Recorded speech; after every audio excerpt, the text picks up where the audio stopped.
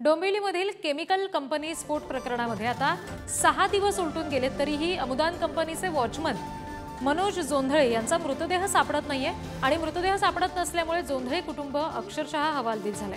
प्रशासन शोधकामामध्ये मदत करत नसल्याचा मनीषा जोंधळे यांनी आरोप केलाय।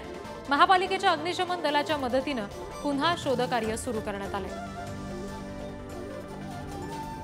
23 तारखेला त्याचा दुपारी फोन लागत नव्हता। मी गावी होते। दुपारी कळलं की मला इथे स्फोट झाला अमुदान कंपनी।